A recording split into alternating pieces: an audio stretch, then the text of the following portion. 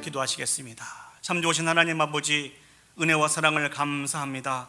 지난 한 주간도 저희와 동행해 주시고 우리의 마음을 지켜주시고 우리의 모든 삶을 인도해 주셔서 주님이 주신 승리를 맛볼 수 있도록 인도해 주셔서 진심으로 감사드립니다. 이 모든 것이 하나님의 은혜이며 축복이며 사랑인 것을 기억하기에 이 시간 우리의 마음과 물질을 구별하여 귀한 예물로 아버지 앞에 영광 올려드리기를 소원합니다. 드려진 것은 작고 적은 것이지만 이 모든 것들을 통하여서 하나님 영광 받아 주시옵소서. 저희들이 이 땅에 살아갈 때 필요한 많은 부분들 있는 것을 기억합니다. 믿음을 가지고 아버지 앞에 나가서 기도하며 간구할 때마다 아버지 하나님 흘러 넘치고 참 차고 흘러 넘칠 수 있도록 채워주시고 다시 한번 베푸신 은혜와 사랑을 샘해보며 감사를 놓치지 않고 살아가는 모든 인생들이 되게 하여 주시옵소서.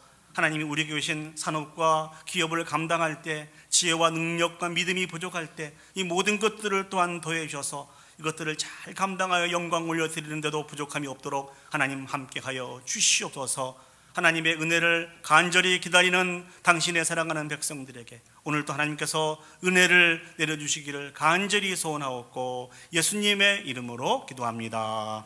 아멘. 우리 시간 성가대 귀한 찬양으로 하나님 앞에 영광 올려드리시겠습니다.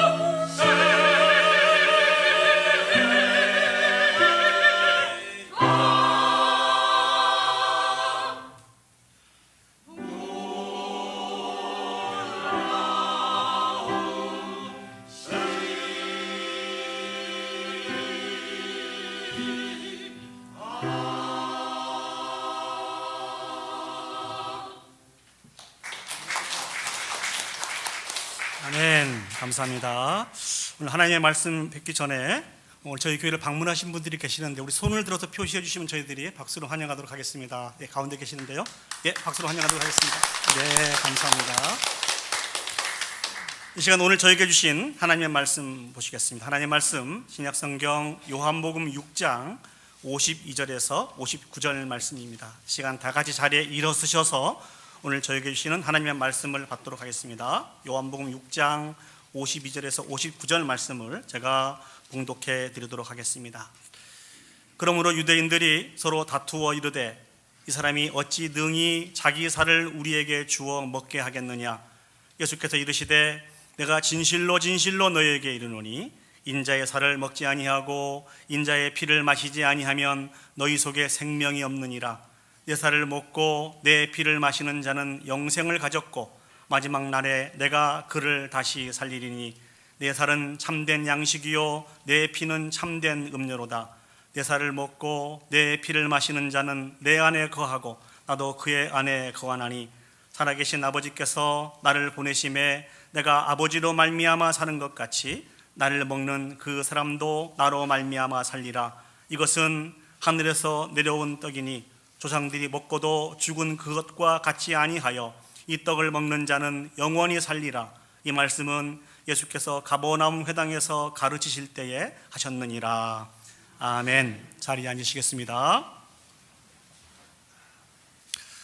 귀천이라고 하는 시를 아십니까?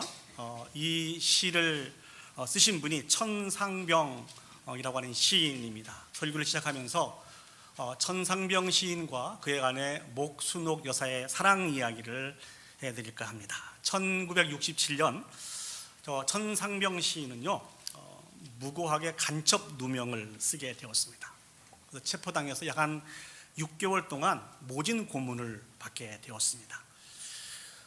그 고문 속에서 또 힘들고 어려운 시간을 당하다가 석방이 되긴 했습니다만 그 후유증은 정말 심각했습니다. 정신과 육체가 완전히 다 망가졌고 거린이 되어서 거리를 떠돌아 다닐 수밖에 없었습니다. 이 시인이 행방불명이 되자 많은 시인들은 그가 죽은 줄 알고 유고 시집을 이렇게 낼 정도였습니다.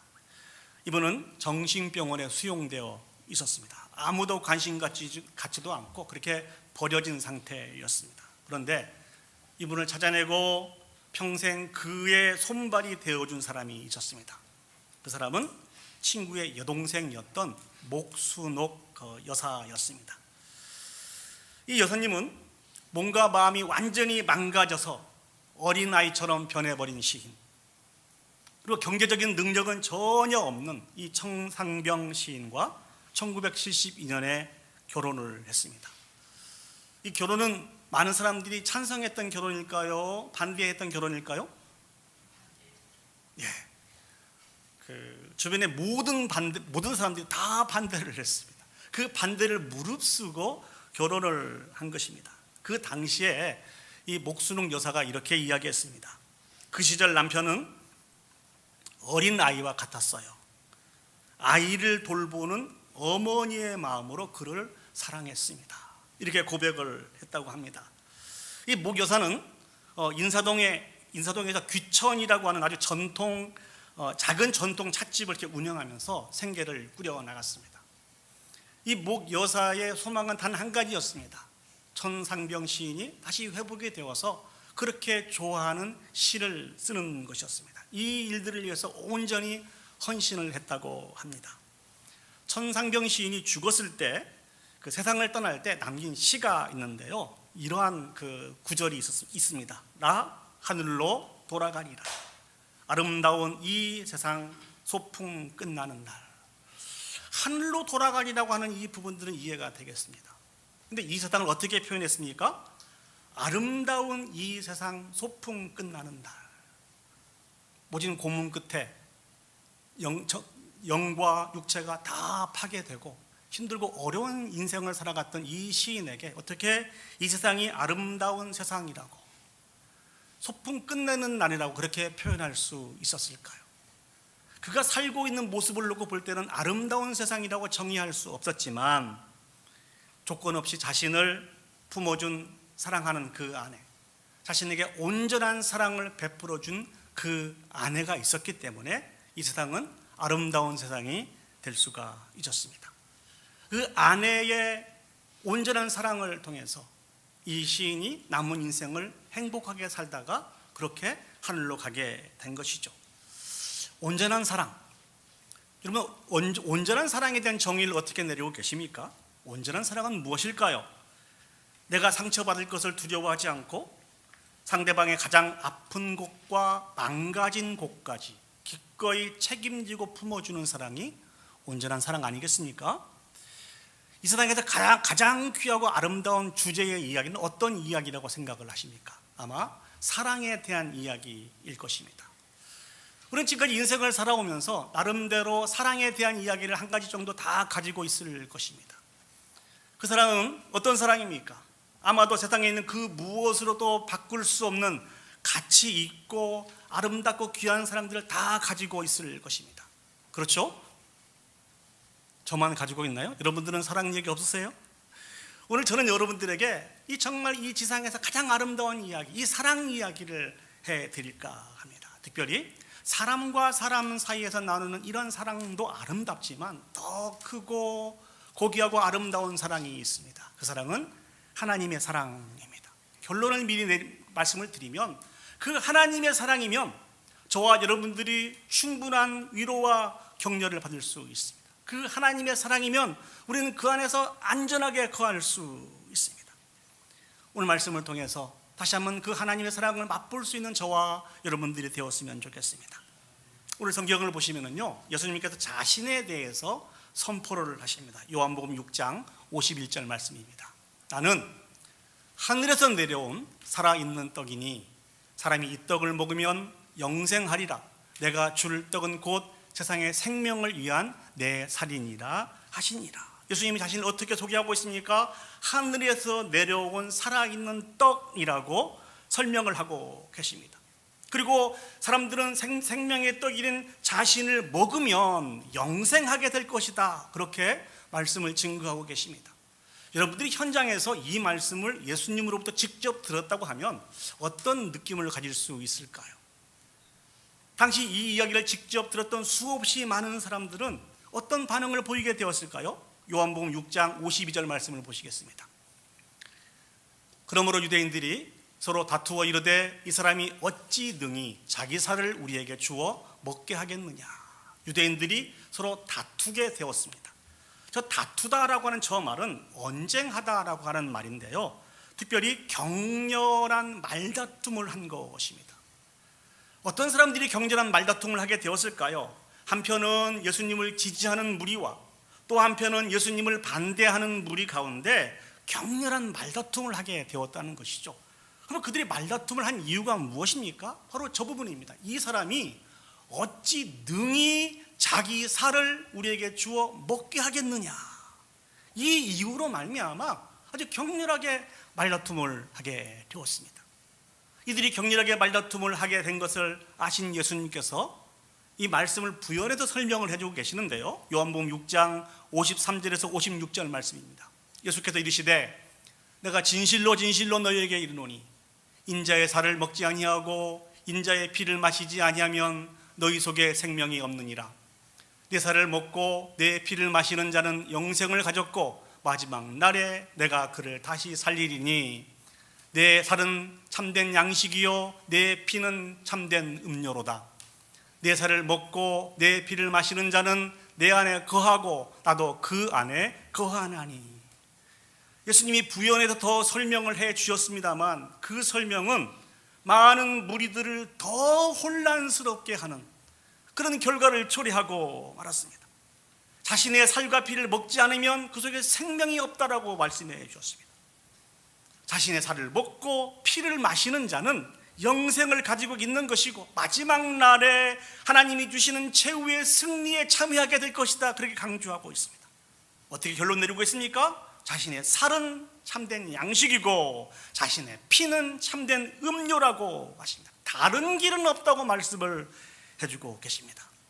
결론은 무엇입니까? 예수님께서 살과 피를 먹고 마셔야 한다는 것입니다. 더 큰 혼란을 겪게 되었습니다. 그렇다고 한다면 정말 주님께서 말씀하고 계시는 예수님의 살과 피를 먹고 마시는 것은 무엇을 가르쳐주고 있는 것일까요? 예수님을 잡아먹어야 된다는 것일까요? 그러나 이 말씀은 그런 의미가 아닙니다. 그러한 육적인 의미가 아닙니다. 영적인 의미라는 것이죠. 우리를 위해서 십자가에 못 박혀 죽으심으로 말미암아 우리의 구원의 문제를 해결하신 예수 그리스도를 믿음으로 고백하는 것입니다. 그 예수 그리스도를 구주로 믿어야만 그 속에 구원이 있고 궁극적으로 마지막 날 최후의 승리를 얻게 될 것이고, 그렇기 때문에 예수 그리스도가 우리의 영적인 참다운 양식이라는 것입니다. 예수 그리스도를 구주로 믿게 될 때 하나님의 영이 우리 가운데 임재하셔서 우리의 생각과 삶을 인도해 가시는 완벽한 영적인 연합을 이루게 될 것이라고 하는 이 말씀을 예수님께서 자신을 빗대어서 해주신 것입니다. 그런데 저는 오늘 이 말씀을 통해서 이런 생각을 한번 해보았습니다. 오늘 예수님은 자신의 살과 자신의 피를 먹고 마셔야 된다라고 말씀해주고 계십니다. 자, 그러면 예수님이 자신의 살과 자신의 피를 주어서 많은 사람들이 먹고 마시게 하려면 어떻게 해야 됩니까? 예수님이 주셔야 되겠죠. 두 번째는 예수님이 살아있는 상태에서 자신의 몸과 피를 내어줄 수 있습니까? 내어줄 수 없다는 것이죠. 결국 예수님이 죽으시고 자신의 살과 자신의 피를 내어주어야 된다는 것입니다. 이 논리에 따라서 예수님께서는 자신을 온전히 우리를 위해서 내어주셨습니다. 십자가에서 고난을 당하시고 죽임을 당하셨습니다. 자신을 위해서는 이만큼도 남겨놓으시지 않고 다 쏟아 부어주셨습니다. 왜 예수님께서 그렇게까지 하셔야 될까요? 그 이유는 아주 심플합니다. 우리를 사랑하시기 때문에. 그렇게 예수님께서 십자가에서 고난을 받으시고 죽으셔야만 허다한 당신의 백성들의 모든 죄를 다 사해해 주실 수 있기 때문에, 이 길 외에는 다른 방법이 없고 이 구원의 길을 선택하시고 계획하시고 세우신 분이 하나님이시기 때문에 자신을 위해서 천구도 남겨놓지 않고 온전히 다 부어주셨다는 것입니다. 이것은 우리를 향한 예수님의 사랑입니다. 이 사랑을 어떻게 표현할 수 있을까요? 바로 온전한 사랑이라는 것입니다. 온전한 사랑이란 것은 무엇입니까? 조건 없이 일부가 아니고 전부를 다하여 주는 사랑이라는 것입니다. 변하지 않고 한결같은 사랑을 주는 사랑이어야 된다는 것입니다. 또한 이기심이나 결핍이 없이 순전한 마음으로 주신 사랑이라는 것입니다. 성경은 우리에게 계속해서 거듭거듭 강조하고 있습니다. 바로 이러한 놀라운 하나님의 온전한 사랑을 저와 여러분들이 받았습니다. 사람들의 사랑 얘기할 때는 주무시는 분도 한 분도 안 계시고 다 예민하게 반응하시는데, 하나님의 사랑을 이야기하고 있는데 아멘 하신 분도 없으시고 감동도 안 하신 것 같습니다. 저와 여러분들은 감격스러운 감동적인 하나님의 사랑을 받은 사람들입니다. 있습니까? 아멘. 요한 1서 4장 16절 말씀 보시면 하나님이 우리를 사랑하시는 사랑을 우리가 알고 믿었노니 하나님은 사랑이시라 말씀해주고 계십니다. 하나님 자체가 사랑이신 분이십니다. 그 사랑으로 저와 여러분들을 사랑해 주신 분이 하나님이십니다. 이 시간 다시 한번 그 하나님의 사랑을 통해서 우리 자신을 점검해 볼 수 있었으면 좋겠습니다. 그 사랑을 다시 한번 확인하시고 그 사랑에 대한 분명한 믿음 가운데 거하게 되면 하나님 주신 새 힘과 능력을 얻을 수 있습니다.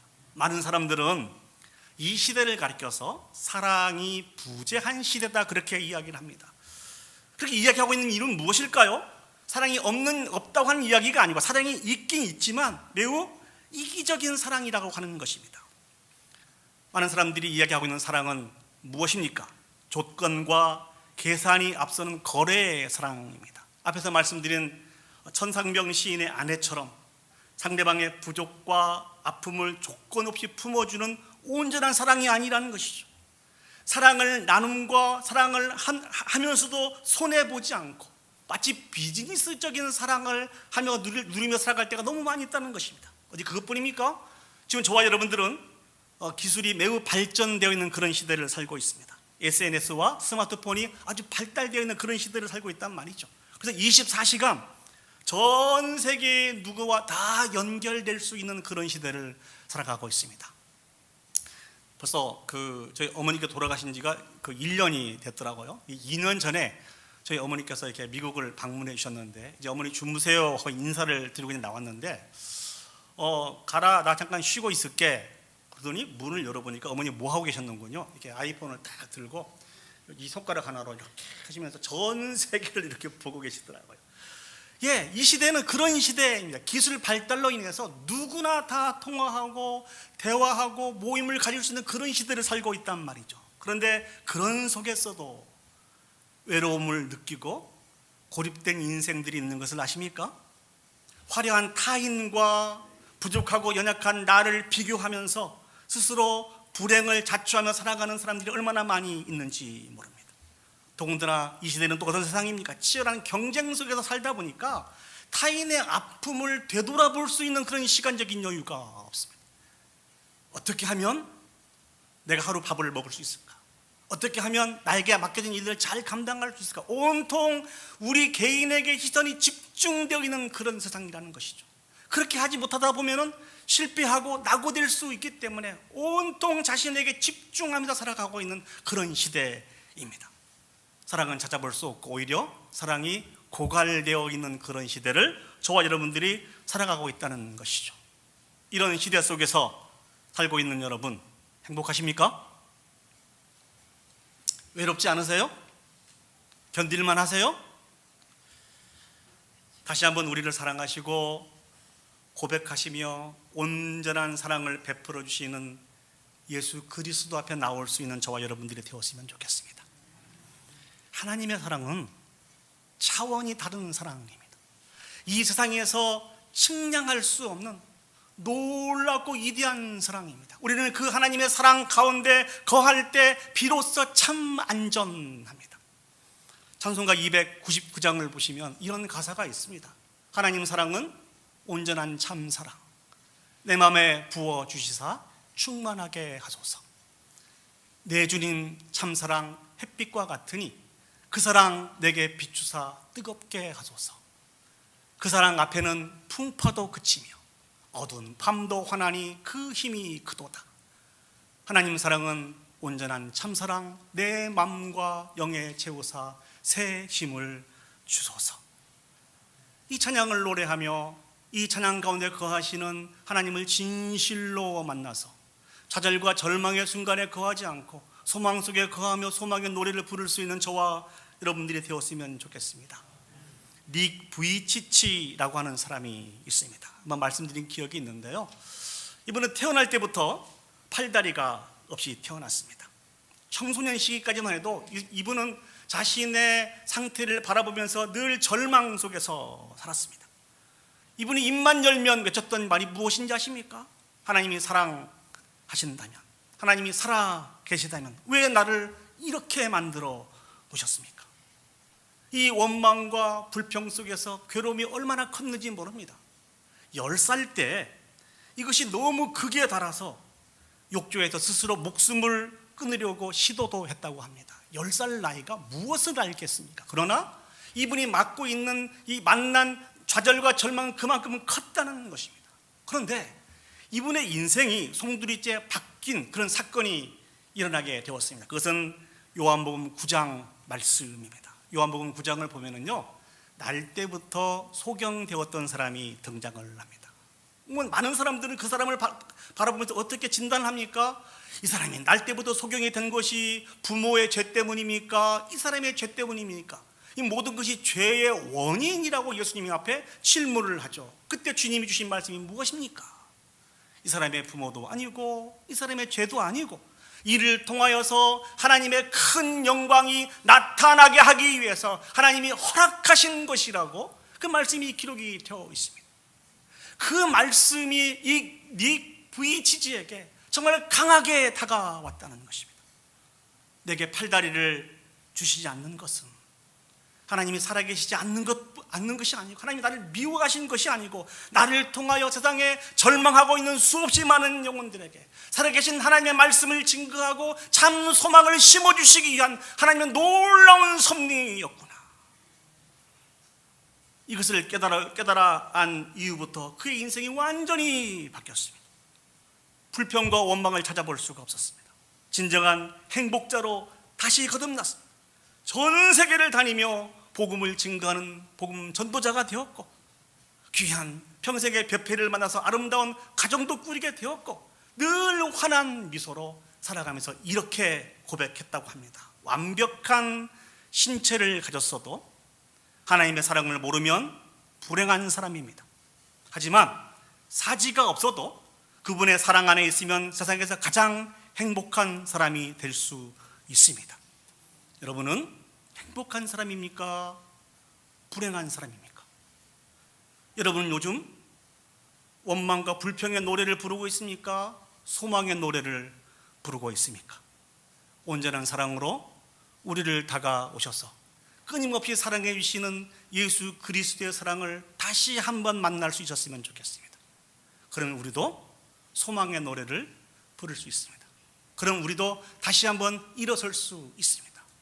행복은 조건이 아니라 나를 향한 그분의 계획을 믿는 것이다.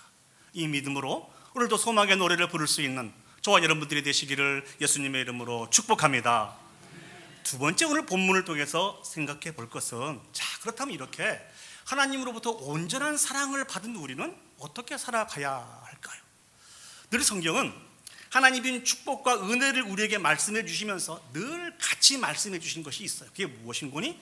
그 축복과 은혜로 말미암아 감당해야 할 사명을 우리에게 말씀해 주고 있다는 것이죠. 그래서 이렇게 하나님으로부터 온전한 사랑을 받은 우리들은 어떻게 살아가야 될까요?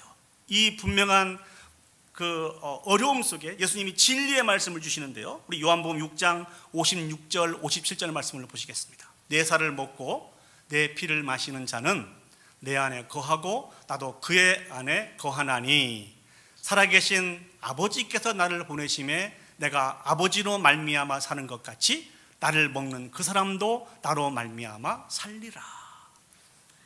예수님으로부터 온전한 사랑을 받은 우리가 이 땅에서 어떻게 살아가야 될 것인지, 이 부분들에 대해서 답을 얻는 것은 하나님과 예수님의 관계를 묵상해 보면 그곳에 진리를 발견할 수 있다는 것입니다. 오늘 예수님께서 그렇게 말씀해 주고 계세요. 자신을 이 땅에 보내신 분이 하나님이시라는 것입니다. 그러면 자신은 누구로 말미암아 살아간다고 고백하고 있습니까? 하나님으로 말미암아 살아간다고 고백하고 있습니다. 예수님은 영원 전부터 하나님이신 분이십니다. 성부이신 아버지와 동일하신 분이십니다. 예수님도 생명의 근원이 되시고 전혀 부족함이 없으신 성자이신 예수님이시라는 것이죠. 그런데 인간의 몸을 입고 이 땅에 성육신하신 예수 그리스도는 이 땅에 오실 때 신적인 능력을 제한하셨습니다. 그래서 예수님이 무엇을 느껴요? 배고픔을 느끼는 거예요. 피곤함도 느끼게 되었습니다. 이렇게 배고픔을 느끼게 되고 피곤함을 느끼게 되고, 하나님께서 맡겨주신 모든 사명을 감당할 때 예수님이 하신 일이 무엇입니까? 하나님께 기도하셨다는 것입니다. 하나님께 기도하셨다는 것은 무엇을 말씀해 주고 계십니까? 하나님을 의존하셨다는 것입니다. 하나님으로부터 보내심을 받은 예수 그리스도, 하나님으로 말미암아 살아가는 예수 그리스도는 배고프기도 하시고 피곤하기도 하셨습니다만 하나님을 철저히 의지하며 하나님 앞에 기도하고 살아가셨습니다. 우리도 그렇게 살아가야 된다고 말씀해 주고 계십니다. 예수 그리스도로부터 온전한 은혜와 사랑을 받은 저와 여러분들은 예수님처럼 살아가야 된다는 것입니다. 예수님처럼 하나님을 철저히 의지하고 기도하고 간구하고 하나님의 영광을 위해서 살아가야 된다는 것입니다. 매일매일 예수 그리스도와 연결된 삶을 살아가야 된다는 것입니다.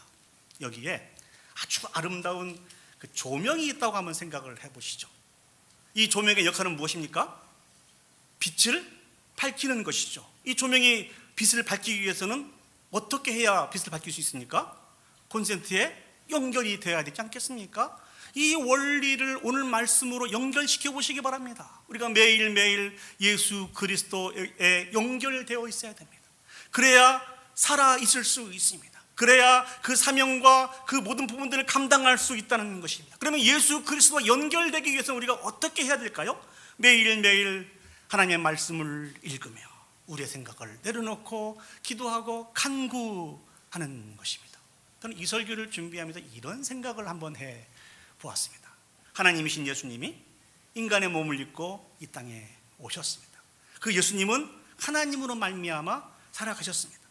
예수님이 이 땅에서 사명을 감당하실 때 수없이 많은 기적의 역사를 펼치신 분이 예수님이십니다. 그래서 수없이 많은 사람들이 그 예수님을 바라보면서 예수님 앞에 몰려들었어요. 그런데 이 예수님이 어떻게 삶을 사셨다고요? 하나님을 의지하며 기도하며 하셨다는 것입니다.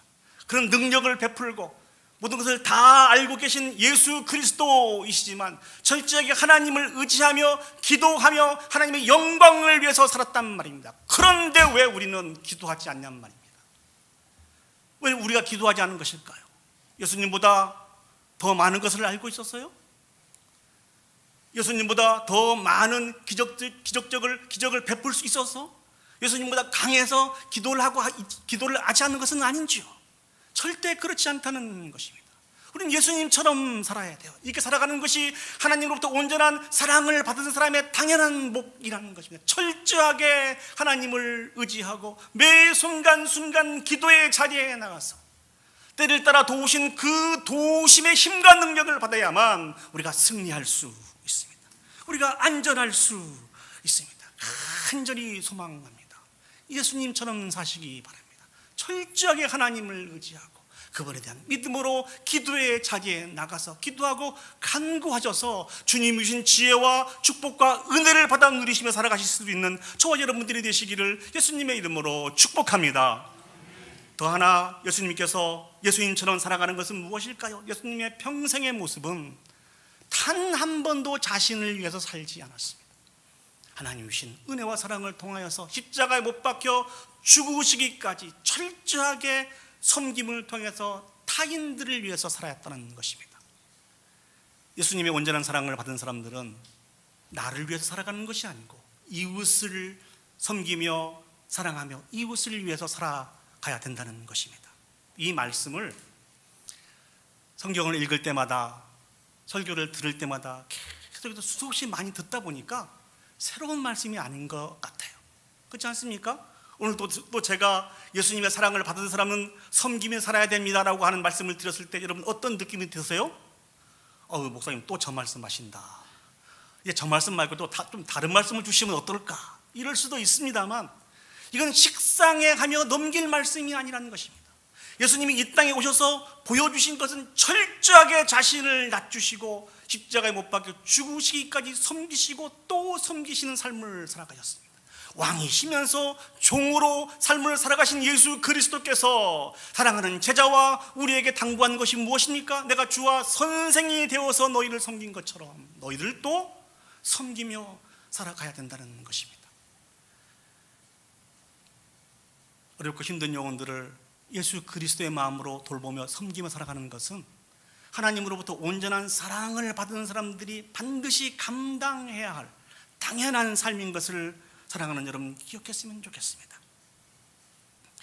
대한민국 4대 대통령이 누군지 아세요? 대한민국의 네 번째 대통령. 네 번째 대통령? 라스트 네임이 윤인데 윤보선 대통령. 그분의 부인 이야기를 좀 할까 합니다. 공덕귀 여사라고 하는데요.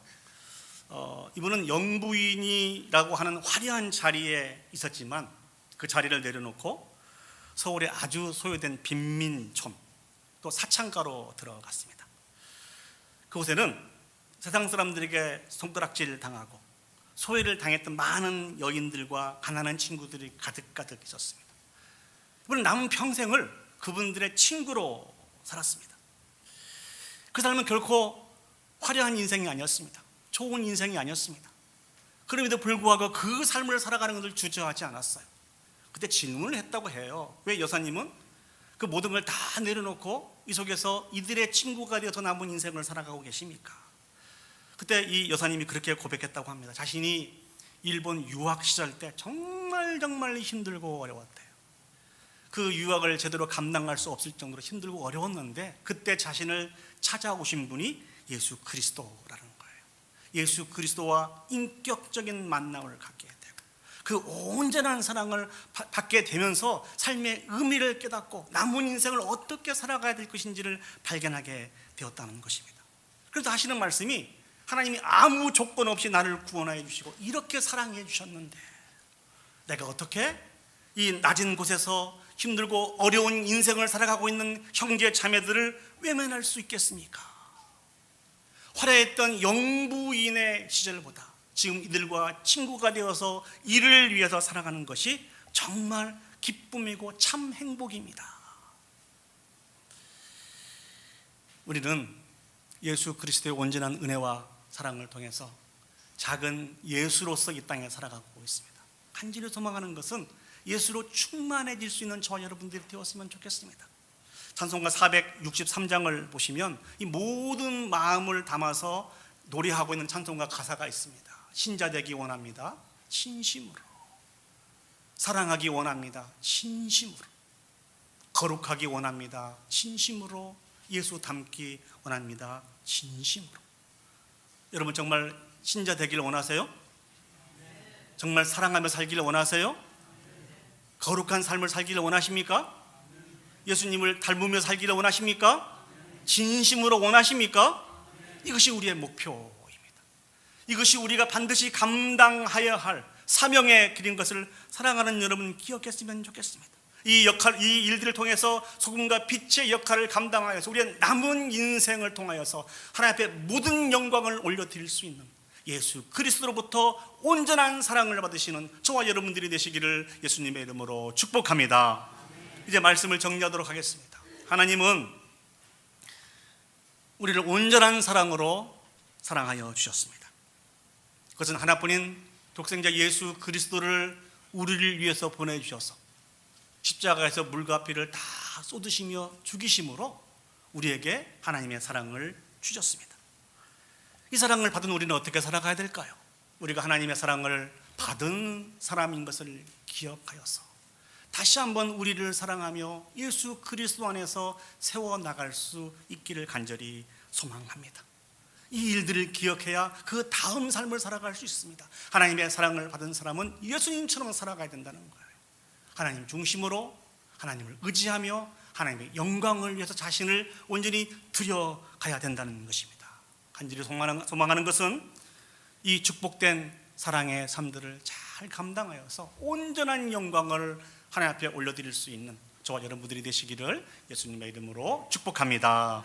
아멘. 다 같이 자리에 일어서셔서 이 시간 우리 목소리를 높여서 예수 그리스도의 그 십자가의 사랑을 찬양했으면 좋겠습니다. 노래했으면 좋겠습니다. 이 노래를 통하여서 다시 한번 예수 그리스도의 사랑을 충분히 저희들이 덧입고 주님이신 새 힘과 능력을 덧입기를 소망합니다. 아버지 사랑 내가 노래해.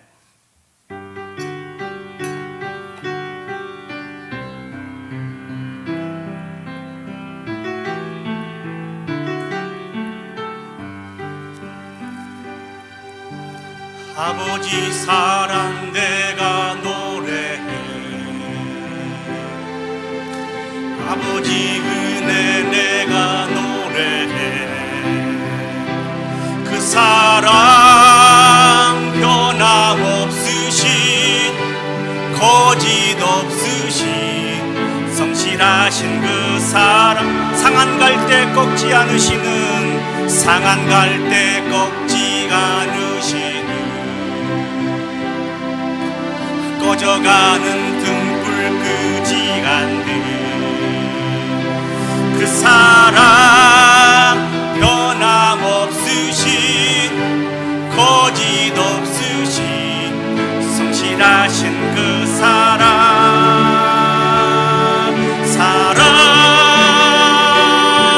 그 사랑 날 위해 주신 날 위해 다시 사신 예수 그리스도 다시 오실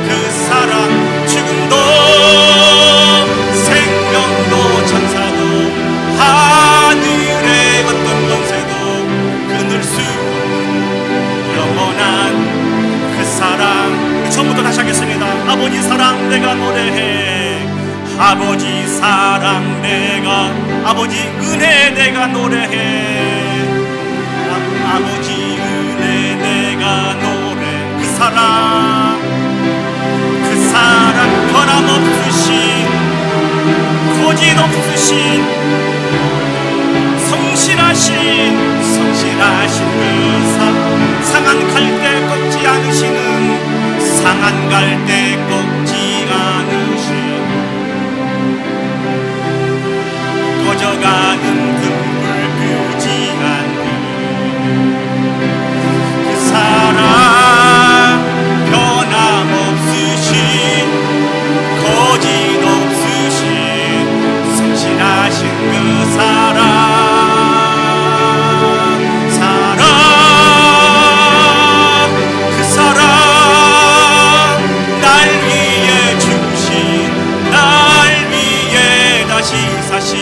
예수 그리스도 다시 오실 그 죽음도 생명도 천사도 하늘의 어떤 권세도 끊을 수 없는 영원한 그 사랑 예수. 이제 다 같이 눈을 감으시고 주신 말씀과 올려드리는 찬양을 기억하시면서 결단의 기도를 올려드리도록 하겠습니다. 저와 여러분들은 하늘의 사랑을 받은 사람들입니다. 하늘의 사랑으로 우리를 사랑하여 주시고 세워주셨습니다. 우리가 그 사랑을 받은 자인 것을 기억했으면 좋겠습니다. 그리고 온전한 믿음 가운데 그리고 강하고 담대하게 살아갈 수 있도록 우리도 기도했으면 좋겠습니다. 특별히 예수님을 본받아서 하나님을 의지하고 또 하나님의 영광을 위해서 우리 자신을 아낌없이 들여감으로 인해서 하나님의 기쁨과 영광에 참여할 수 있는 우리 자신이 되게 해달라고 우리 다 같이 한 목소리로 합심해서 기도 올려드리도록 하겠습니다. 기도하시겠습니다. 하나님을 충만하신 아버지 하나님의 사랑을 진심으로 감사합니다. 우리를 사랑하실 때 끝까지 사랑해 주시는 특별히 하늘의 그 고귀한 사랑으로 우리를 사랑해 주시고 그 사랑을 하나님의 그 모습을 기억하게 해주시옵소서. 운명하신 아버지 그 사랑을 우리에게 충만합니다. 그 사랑으로 우리가 충분한 위로가 되고 경계가 되고 다시 한번 온전히 세워질 수 있는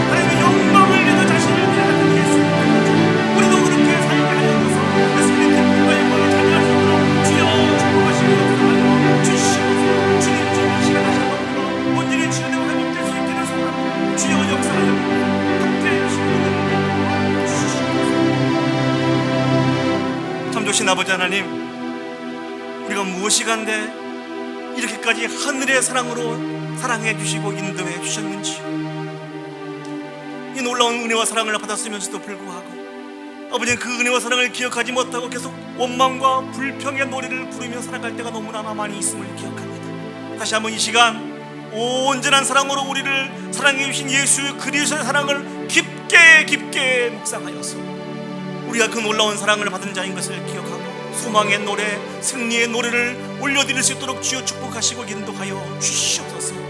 이제 아버지 하나님, 그런 우리가 예수님처럼 살기를 원합니다. 철저하게 예수님을, 하나님을 신뢰하고 하나님의 영광을 위해서 자신을 들여간 예수 그리스도의 그 삶을 우리도 감당할 수 있도록 주여 도와 주시옵소서.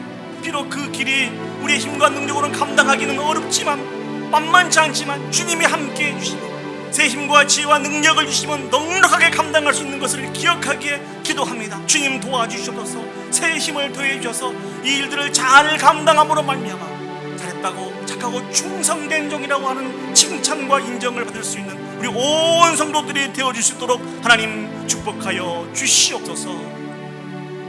이제는 우리 구주 예수 그리스도의 은혜와 하나님 아버지의 무한하신 사랑과 성령 하나님의 감동, 역사, 인도하신 은혜가 감당할 수 없는 하나님의 사랑을 받은 자인 것을 기억하고 이제 그 사랑으로 우리 자신을 사랑하여 분명한 믿음 가운데 거하고 더욱 하나님을 의지하여 우리 자신을 들여 하나님의 영광을 위해서 살기를 소원하고 결단하는 오늘 예배에 참석한 온 성도들 머리 위에와 그들의 가정과 직장과 산업과 온 교회 위에 이제로부터 영원히 함께 하시기를 간절히 축원하옵나이다. 아멘. 아멘.